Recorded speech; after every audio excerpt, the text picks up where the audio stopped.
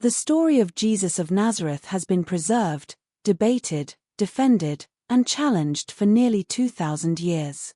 For most Christians, the four canonical Gospels of Matthew, Mark, Luke, and John form the foundation of faith, theology, and historical memory. Yet alongside these accepted texts exists a lesser-known world of alternative Gospels, disputed writings, and controversial manuscripts. Among them, none has generated as much interreligious debate as the Gospel of Barnabas. This documentary explores the Gospel of Barnabas in depth, examining its claims, its origins, its theology, and the reasons it has been rejected by mainstream scholarship, while also explaining why it continues to resonate with millions today. The Gospel of Barnabas presents itself as a first-century account written by Barnabas, a companion of the Apostle Paul mentioned in the New Testament.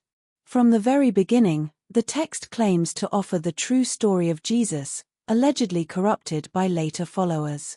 In its narrative, Jesus is portrayed as a human prophet chosen by God, sent to call Israel back to obedience, humility, and pure monotheism. The Gospel firmly rejects the idea that Jesus is divine or the Son of God in a literal sense. Instead, it repeatedly emphasizes that God is one, indivisible, and without partners, sons, or equals. This theological position places the Gospel of Barnabas in sharp contrast with Orthodox Christian belief, while closely resembling Islamic teachings about Jesus. One of the most striking and controversial claims in the Gospel of Barnabas is its denial of the crucifixion. According to this text, Jesus was not crucified at all. Instead, God intervened at the last moment, raising Jesus alive into heaven while Judas Iscariot was miraculously transformed to resemble him and was crucified in his place. The disciples, according to the Gospel, were initially deceived by this event, and the belief in Jesus' crucifixion spread as a tragic misunderstanding. This narrative directly contradicts the central Christian doctrine that Jesus died on the cross for the sins of humanity, making the Gospel of Barnabas fundamentally incompatible with Christian theology.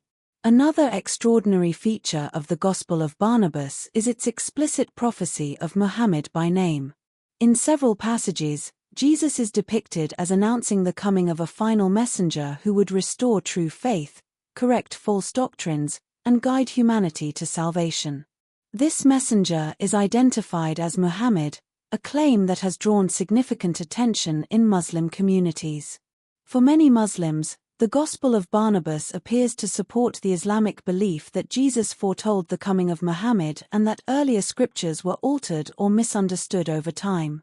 At the same time, this feature has been one of the strongest reasons scholars date the text to a period after the rise of Islam.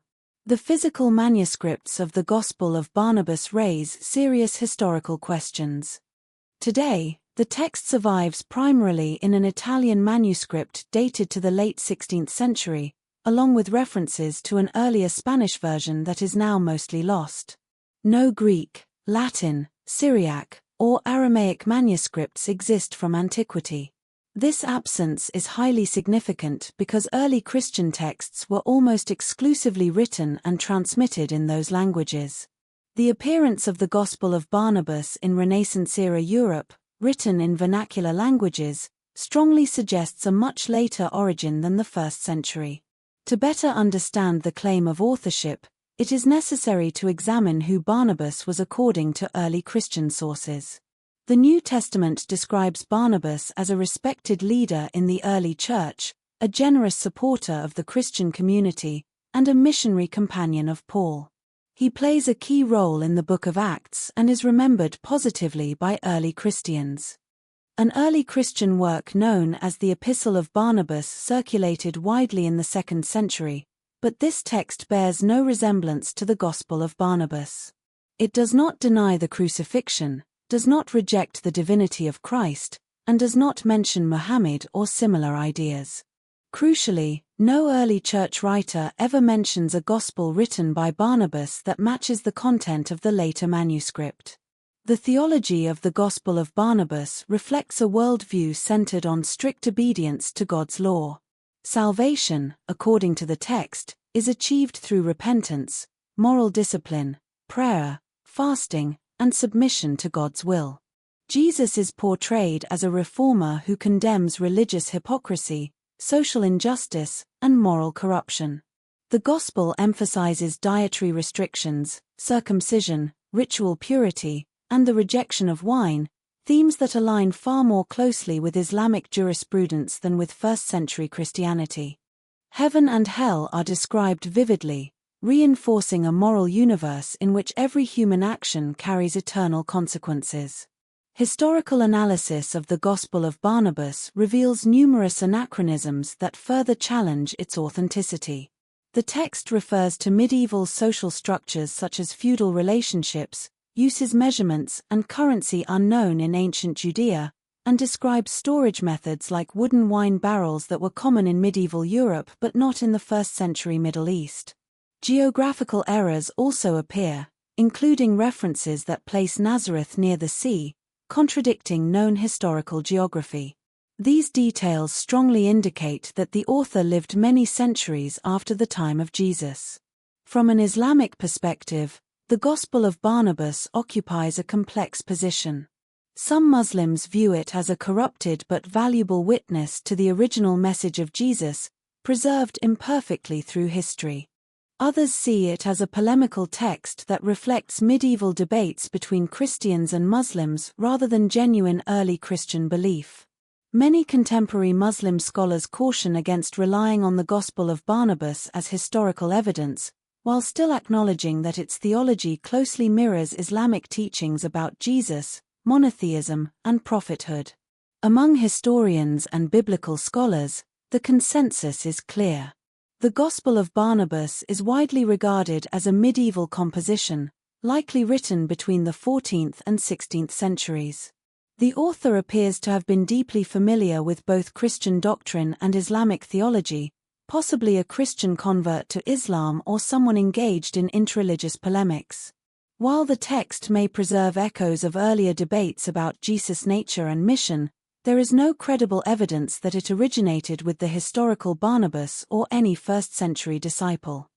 Despite scholarly rejection, the Gospel of Barnabas continues to exert influence in the modern world.